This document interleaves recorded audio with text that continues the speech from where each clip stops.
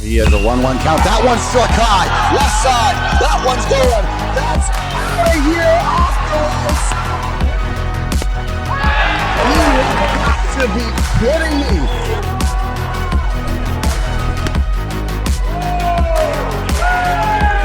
Fireworks. And here you go.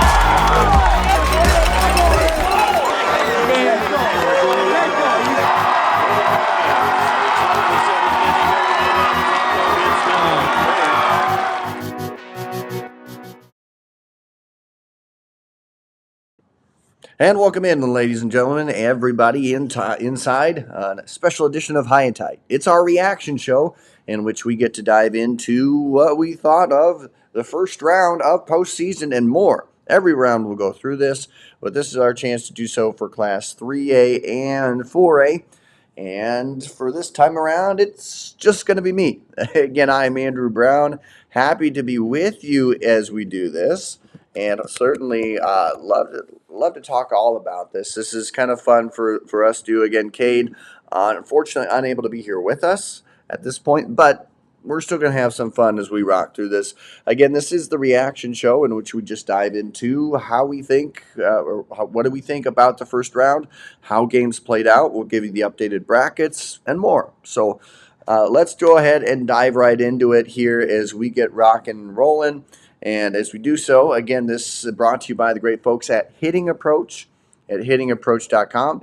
Make sure to check them out today and do so, because if you're a coach out there and you want to spend less time putting data into a spreadsheet, all you have to do is hit up Hitting Approach. It's the cost-effective app that you can even use TrackMan data with, integrate it with, and you can have all at your disposal. I mean all.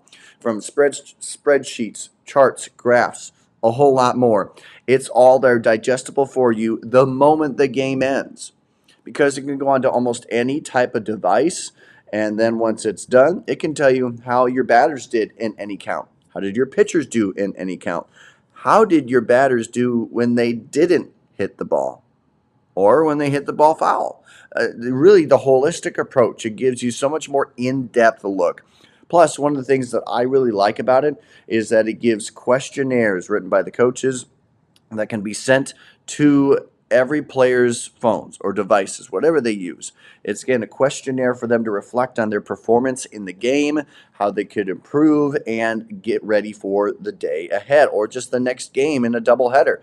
It's all there ready to go, and it is so simple. It's so quick like that, and I got to tell you, there have been a lot of people who have raved about it, and we've had some on our show, including Western Dubuque head coach Casey Bryant. He talked about how Hitting Approach has really helped, and the scouting has really helped overall. The program just lifted to new heights, and that's a coach who honestly is one of the best coaches in the state. So high praise coming from a phenomenal coach. So I would urge you to check it out today. Hitting Approach, guys, it's made by coaches for coaches.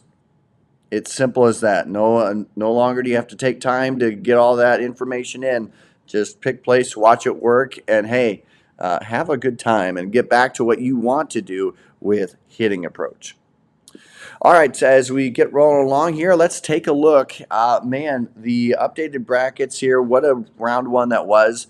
There was some upsets, but you know, we're still working around. We're still working around here for the most part. It was as a lot of us expected it to. But first off, let's dive right into round one here and take a look at 3A Substate 1. And as we look at that, I'll bring you here into, again, Substate 1. Bishop Heelan, they had no problem, 11-1. They had a fantastic outing there. That's kind of what we're used to seeing out of them. And it was Sitzman to do the duties on the mound. Just one pitcher is all they needed to advance. Lamar's did throw Hoeg, but as I have learned, Hoeg for Lamar's still able to pitch against Heelan coming on up. So we get a Hoeg and possibly Lefevre pitching battle there. We'll see if Bleeker ends up there. My guess here is that it will be Lefevre that ends up going there, and you'll have Bleeker, if needed, again, Lamar's certainly a tough one. Bishop Elon has taken the win over them yet this season, so they do have that mark against them there. So we'll see how that ends up. But again, Bishop Elon, Lamar's, as we kind of expected, on the collision course to take on in round 2. On the bottom end of the bracket, it was a heck of a game for MLC Floyd Valley. As you take a look here, this was something where, as we look at the stats, I believe 9 hits combined here, and it was something else. Charlie DeVergston, he goes 4 2/3 innings. He does strike out 5, but at an ERA of 10.50. That, ladies and gentlemen, is the worst mark that he has had this season. In fact, all throughout the season, he has gone less than 10 innings just twice, and 5 innings is the lowest amount of innings pitched that he has had in a single game this season, and that's been the highest single game ERA that he has had this season. So MOC Floyd Valley jumped on one of arguably the hotter pitchers in the state, if not just Class 3A, and DeVergston does not escape into his normal 6th, 7th inning type of game. Although, again, DeVergston, kudos, did go the distance for the most part. Did have a pretty good, solid outing, I would say. Unfortunately, you don't want to see it. Fortunately, fell a little bit, didn't get to where he wanted to necessarily. But again, 5 strikeouts in that process, and he did go 4 2/3, so he didn't go the full 5, or at least a 5 in order to get that win category. But this was something that was interesting. I mean, a 1 run in the 5th here for Storm Lake. DeVergston had 1 hit. Alan White had a hit as well. But they did not really have a whole lot of offense here for them in the grand scheme of things. As I take a look here, just 4 hits for Storm Lake. Meanwhile, MLC Floyd Valley, like I mentioned, 9 hits in that one. And this was a game in which I thought DeVergston would stifle a little bit the MOC Floyd Valley offense. That did not happen. So MOC Floyd Valley, I got to say kudos. I knew you were the better offense coming into it. And MLC Floyd Valley really proved that they belong to go deeper into the postseason. So very much kudos to them. But now let's go ahead and we'll get back into the bracket here. Again, this still is Substate 1 and 3A that we're looking at as I go ahead and share my screen a little bit here. And as you can see, the bottom end, Sergeant Bluff Luton over Spencer. And that is big. Spencer still has a lot of good talent there, and they've got some really good pitching, deep pitching at that. Unfortunately for them, Sergeant Bluff Luton, they end up taking this one. Again, SBL, they will meet MOC Floyd Valley from MOC Floyd Valley High School on the 15th. So coming up in just a few days. And again, on the top end of the bracket, it is the one and only Heelan up against Lamar's. So now let's go ahead and we'll continue to peruse as we get continuing on here. Again, brought to you by Hitting Approach. We now move on to Substate 2. And for me, guys, this was one where it had, for the most part, what we thought would happen in the long run. Aside from a couple of differences here, or one difference majorly, we saw North Polk handle Greene County pretty easily. Didn't have to throw out many of their top guys on the mound. They will face ADM, and ADM had a strong showing there, 6-2 over Ballard. Meanwhile, Algona, they handled Webster City pretty well, doubling them up 10-5, and then Boone blanking Humboldt to advance here.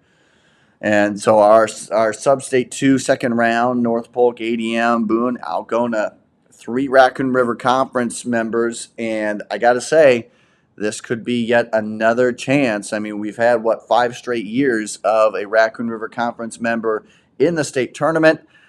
I think we might get that here again. Again, it's a little bit off the top of my head. I know that there's been more in the state tournament than has been just the last 5 years, but Raccoon River Conference looking very strong here, and that is the matchups that we'll be looking at here as I bring you back to my shining face. And again, this was This was a matchup here that I think both Cade and I thought Ballard might end up taking that. Again, it's hard to beat a team several times. It's hard to really go up against them and have that battle there. But in the end, it was Ballard to fall short. ADM, give them credit.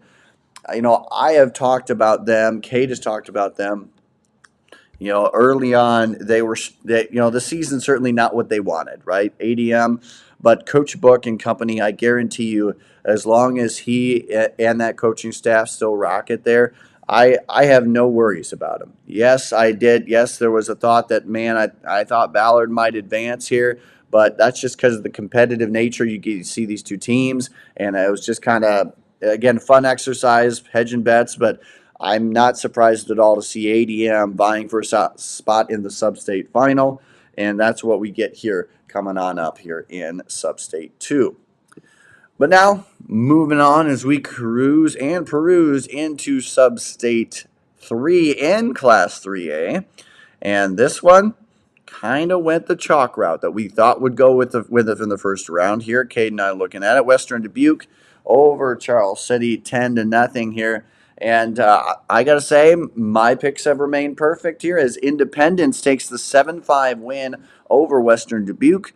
Center Point Urbana, they advance to face Waverly Shell Rock, as that will be a battle. Both battles front on the 15th. Again, one from Farley Community Park here, and then Center Point Urbana High School for the other matchup here. And again, as I bring you back in, one thing that I want to say here is that coming on up, Western Dubuque Independence, it may not look like a whole lot, but one thing Independence has been capable of, I mean, this year a little bit lighter than the last couple, has been their ability to put up crooked numbers in a single inning.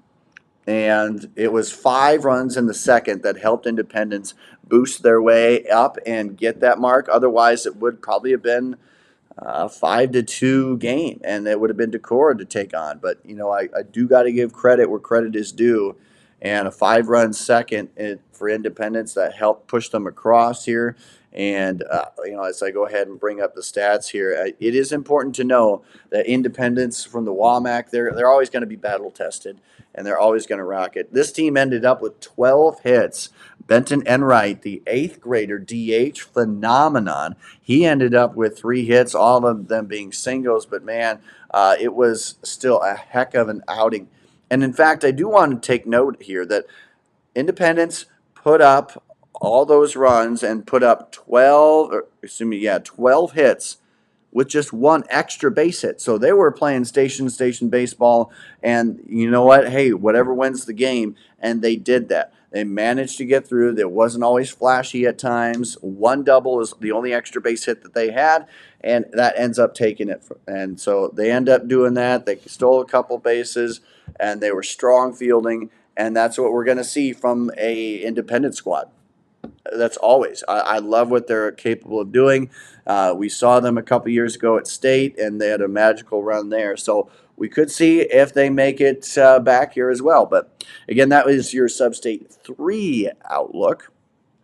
And now moving on to Substate 4 here. This is one in which was my big bracket, right? This was you get out of this one, and I am already favoring you quite a bit to go deep into, if not make the the state title game, I should say. Let's go ahead and bring you back into the updated bracket here. And the bracket looks like this.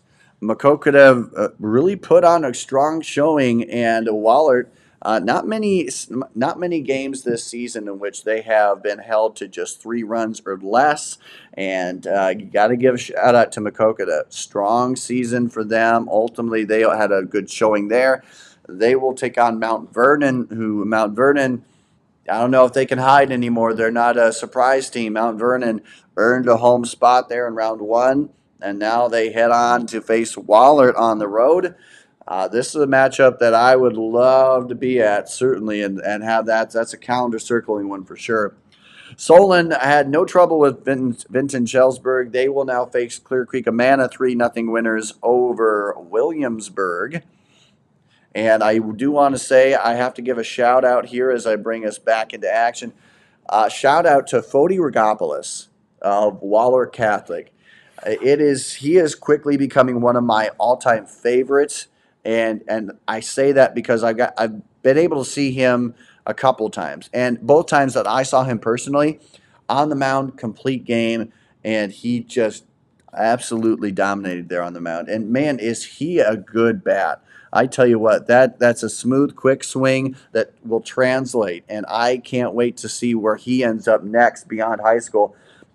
In the end, though, he is honestly one of, if not the hotter guys that is rocking it today. So, he went the complete game. As I bring up my notes here, he put up 10 strikeouts, and on top of that, he also all collected hits in the game. So he, Svecht, Nagelmaker, Brandt, Albert all collected hits. Brandt had a massive triple, Nagelmaker and Specht with a couple doubles, and they end up making it. But again, I do want to give a shout out to Fody Rigopoulos, complete game, 5-hitter, 10 strikeouts. I've seen him now. This is the third of the season in which he has gone the full distance, 7 innings. He is absolutely stud. He should be on your radar if he isn't already. He's the real deal. And so that is where we sit right now. And again, like I mentioned, Waller, they have not had a lot of games this year in which they have been held to 3 runs or less. As I take a look at it, I'm getting through the first. I'm not seeing it. I get 3 right now for 5 and 6, 7. Yeah, 7 times this entire season. Out of the 40-plus games that they play, 7 in which they've been held to 3 hits or less. And in the end, Waller Catholic, they still win the majority of those. So, again, kudos to everyone who wins here. Again, Waller Catholic, Mount Vernon, Solon, and Clear Creek Amana in the Substate 4 second round matchup. Let's move on over to Substate number 5 here as we take a look. And this was one which housed a couple big names here. We'll bring you into and take a look at the bracket. And it includes, as I bring that out here, it includes Central DeWitt. They were 10-2 winners over Washington. Mount Pleasant will meet them from Central DeWitt on the 15th. Assumption, man, it was absolutely no trouble for them over Davis County, 15-0. Fairfield 13-1 over Keokuk, and that's where we sit there. Fairfield, I want to say they have been a strong team this year. Didn't quite crack our top 15, but this is a team that if you're looking for teams to potentially be Cinderellas, Fairfield, Mount Pleasant could be those teams. However, they are sitting in that position because of the dauntingness that they will have to go up against Central DeWitt and Assumption. I got to say, Central DeWitt has been knocking at the door or at the state tournament. In fact, the last 5 years, the Sabres have been in a sub-state final or the state tournament. They have knocked on the door. They have been in the position to be at or be close to state. And they have the experience of what it takes. And I think they have the experience to get through. Again, I picked them to go to the sub-state final. And Assumption, I've gotten to watch them a couple times, and man, it's a joy to watch them. Assumption is fun, guys. If you ever think, man, I have no dog in the fight, but I'd love to watch some great baseball, Assumption's your team. I love Hamilton. I love Dreher. That is one of the pitching duos that I think is the most effective in 3A. And I think in the end, Assumption, for me, Assumption is on track to make it to a state tournament. And the last time they did that, they were at the state title game. So, not trying to put the cart before the horse here, but Assumption is that team that I believe could go the distance and make some big waves as we rock on. Speaking of rocking on, let's go ahead and take a look at an upset that happened here as we take a look at Substate 6 in Class 3A. I'll bring you back to it here. And as we do so, what do we notice here? We notice that, Marion, Xavier, Sadell, and Gilbert. That's right, Gilbert. after a fantastic outing from Cole Myers as the senior tossed a complete game on the mound and helped a 2-1 upset bid over Benton.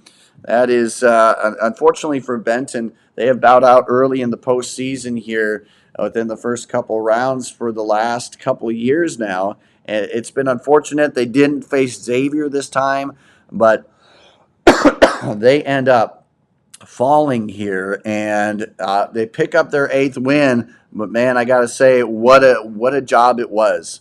I gotta give shout out here. I love the coaching staff here for Gilbert. It's been kind of a tough season for them, but in the end, you know what? They have done it.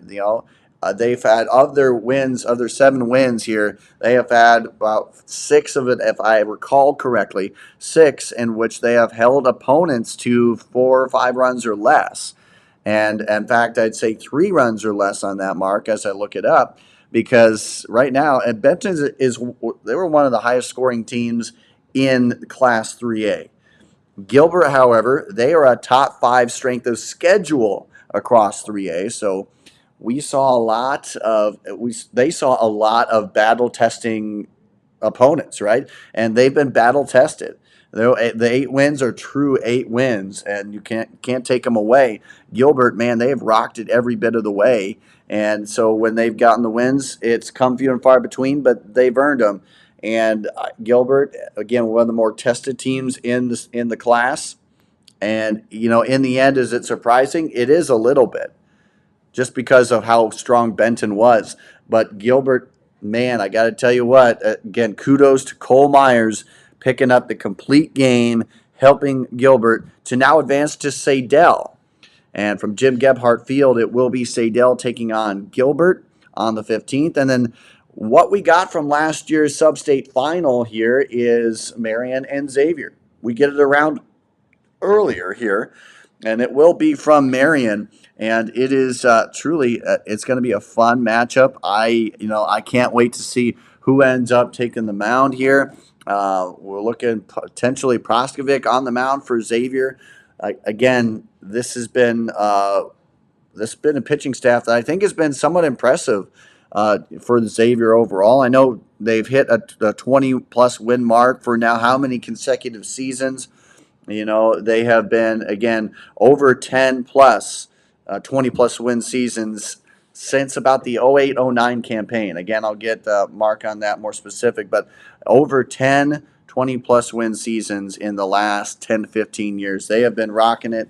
They have absolutely done a great job at that. So we get the matchup here that, again, was to go to state last year, and it's going to be a fun one. Again, I love things. I think Kirsch is a guy to mention for Marion that is a big X factor. I know Frank, Scott, and all those are kind of big players, and then on the other end, I got to say, I love what Andrew Hamlet is doing. I love even the guys like Bo Mario, who I've seen absolutely dominate in limited action as well. But from Hamlet, even, I think those guys are just battle tested to the point. I mean, the top strength of schedule in the class yields a lot. So you get 21 wins out of that, you're doing the right thing. As I've said before, Xavier having 18 losses. So you still got to go out and play them. You still got to go out and battle them. Xavier's always one of the toughest outs, and you can't count them out until they're out. So, again, that is the look there here from Substate 6. So what are your thoughts at this point? Let me know. Hit me up. Again, however you want to do that, let us know. Again, Cade Nissen would normally be here with me breaking it all down, but unfortunately, it's just me being able to do this here today. But let's move on as we get rocking here. Again, brought to you by Hitting Approach and RDA Financial. Make sure to check out all the great things that RDA Financial can do for you, including great ways to benefit the community. All right, they're community members. They are a part of all the great things that are going on, from sports to musical activities and beyond. They are a part of it all. And I urge you to check out RDA Financial to help with financial security and more going forward. All right, so from now Substate 6 on to Substate 7 here, and I got to tell you, this was this was an interesting one, right? I think this was fun in the long run. This was one where if you didn't get the chance, this housed a pair of pitching duos that I loved, or one pitching duo, I should say, that I really, really loved. I'll give a hint. One of those came from Perry. That's right, Perry and Owen Myers, who came in, and I think Owen Myers did a fantastic job overall. Again, a two-run mark here by Grinnell in the fourth helped push up the lead. In the end, it was a good performance by Cole Blackford on the other end of it.